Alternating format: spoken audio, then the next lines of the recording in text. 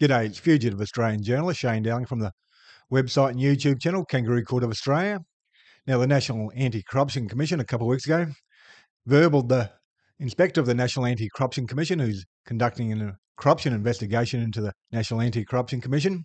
Bit of a mouthful, but it's so corrupt, they actually verbaled her while she was sitting at Parliament House behind them at a Parliament inquiry, a Senate estimates hearing. Now, I'm about to show you what's called a reaction video. I'll show you the video and I'll embed myself in the video and give commentary along the way. Now, I did publish an article a few days ago. Normally, I'd read out that article, but I won't do it this time. You can go read the article yourself if you want to. It's got further information. It's titled, NACC Lies Go Next Level, with NACC's Rebekah Omar exposed verbaling NACC Inspector Gail Furness. I published it on the 22nd of February 2026. So if you go to my website, you'll have that article there. It's got links to further information. Now, I'll just minimise myself before I start playing the video. And I'll just give you a quick background to what the video is about. It's a Senate Legal and Constitutional Affairs Committee on Monday the 9th of February 2026. The Inspector of the NACC, National Anti-Corruption Commission, has been investigating the NACC Commissioner Paul Brereton since late last year for concealing his ongoing relationship with the Australian Defence Force as a Major General in the Army Reserve, and continuing to advise the Inspector General of the Australian Defence Force regarding the Afghan war crimes inquiry which Brereton headed up. And by the end of this video, there's going to be no doubt that the NACC General Manager, Legal, Rebekah Omar, is guilty of verbaling the Inspector of the NACC, Gail Furness, Senior Counsel, which is exposed at the end of the video when Gail Furness calls out the lie. Now, the first part is NACC CEO Philip Reid starts off the hearing and says the Inspector of the NACC, Gail Furness SC, sent a letter on the 6th of February 2026 saying she's investigating the NACC for agency maladministration or officer misconduct. And Reid says he can't answer questions in relation to that because of procedural fairness. And then Senator for South Australia, Lee Bly, who's the Liberal Party, says she has a whole lot of questions she won't ask now to respect the integrity of that investigation. Now, I'll show you that now. I now call officers from the National Anti-Corruption Commission. Mr. Reid, would you like to make an opening statement? Yes, I've provided a document which I think will have been provided to you for tabling, so it's quite short. Yep. The committee tables the document. As you've been previously advised earlier in proceedings, last Friday, the 6th of February, the Commission was notified by the Inspector that she'd commenced a complaint investigation under Section 1841E of the National Anti-Corruption Commission Act regarding the Commissioner's involvement in defence referrals and assistance to the IGADF.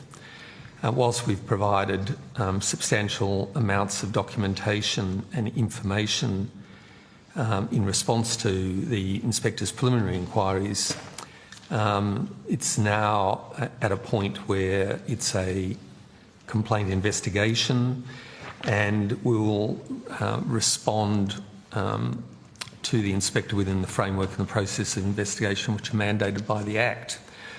But in order to avoid prejudicing the investigation, including the procedural fairness process under the NACC Act, I'll not be able to answer questions about matters within the scope of the investigation. Thank you. Thank you, Mr. Reid. We'll proceed to questions, and I'll go to Senator Blythe. Thank you very much, Chair, and thank you for that. And we will certainly respect the integrity of that investigation. So there is a whole lot of questions that I won't ask you, because obviously that is changing as we speak. You said that. Now, in this next section, Green Senator David Shoebridge calls out the lie about not being able to answer questions because of procedural fairness. You wouldn't answer any questions about the most recent investigation by the Inspector into possible maladministration or officer misconduct by the NACC and the Commissioner because of procedural fairness reasons?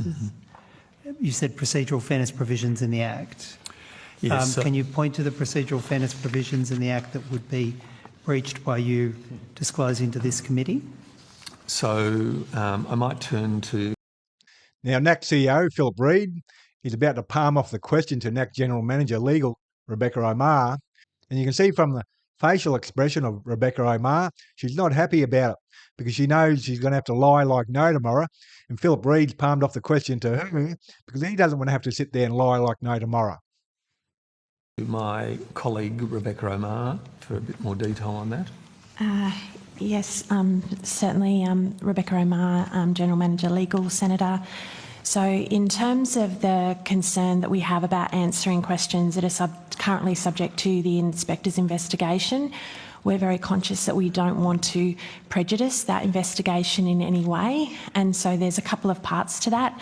The first one is in terms of what the inspector's doing. We don't want to interfere with that or prejudge anything in terms of any answers we give. And then the second part to that is in terms of the procedural fairness requirements that are in the Act in relation to the investigation. I think it's 213 of the NACC Act that outlines a process that the inspector will go through. And part of that is when she has her draft report, she will provide that to the Commission for comment before moving to a final report.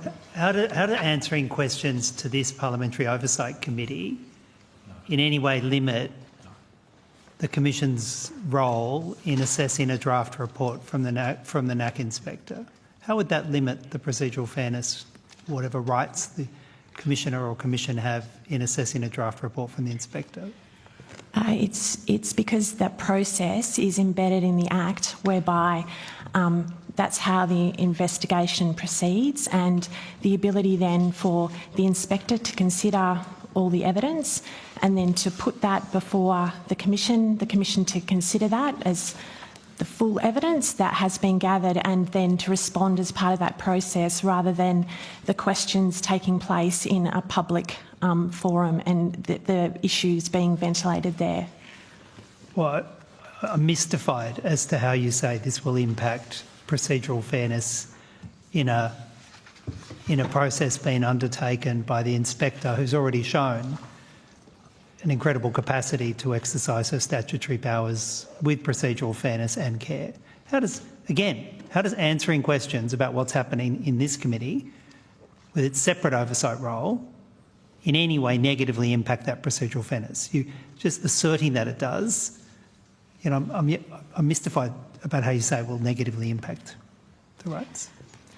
Senator, I don't know whether I can take it too much further. I can let you know that we had consulted with the Inspector in terms of the position that we would be taking in relation to the evidence given at estimates, and asked the Inspector if she had any concerns in relation to our position, and she did not raise any concerns with us. It's not her job to tell you how to respond to a parliamentary inquiry. She has important statutory jobs, but it's not her job to tell you how to respond to questions from Parliament in the parliamentary oversight of the NACC, is it? That's definitely true, Yeah, Senator, but we were consulting with the Inspector because she is the one conducting the investigation. Welcome. Now, there's no doubt in my mind that NACC Commissioner Paul Brereton has told NACC CEO Philip Reed and Rebekah Omar not to answer questions, because if they were to answer questions in relation to the corruption investigation into Paul Brereton, that would limit his opportunity or ability to lie later down the track. So he wants to keep all his options open to lie left, right and centre. And that's why they won't answer questions, even though there's no legal reason not to answer questions. Now, I'm about to show you Gail Furness and what she said not long after, but just couple points. Rebekah Omar, employs the Inspector of the NACC, Gail Furness, supports them not answering questions because she did not raise any concerns. Later says, we were consulting with the Inspector because she is the one running the investigation. Now, later at that hearing, only a few minutes later, they had Gail Furness giving evidence, and she was obviously sitting in the back watching the proceedings. Let's hear what she's got to say. The Office of the Inspector of the National Anti-Corruption Commission. Ms Furness, would you like to make an opening statement? The only matter I wanted to deal with was a matter that was raised with Mr Reid, and I think with Ms Ma answered.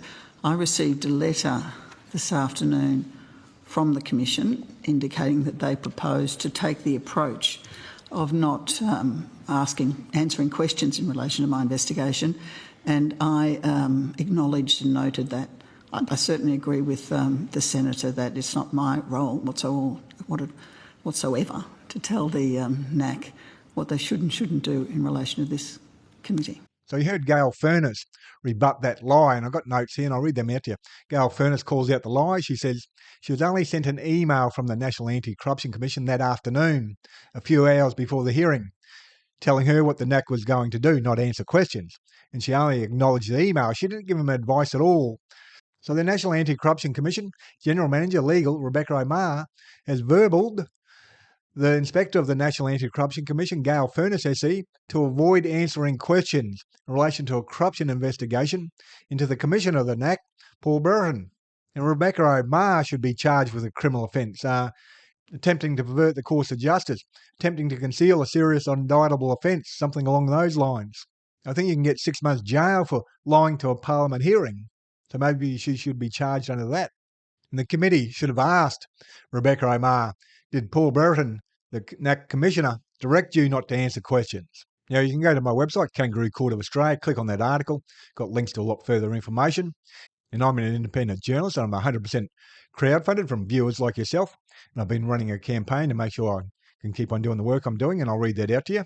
13 weeks ago, I launched a campaign with a simple goal: find 200 new monthly supporters so I can keep on doing this work as a fully independent journalist, running this website and YouTube channel without corporate backing or paywalls.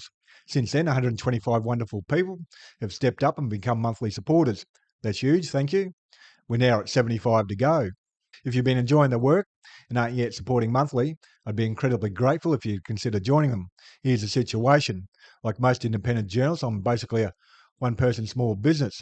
Right now, a lot of us are feeling the squeeze, just like many small businesses and households are.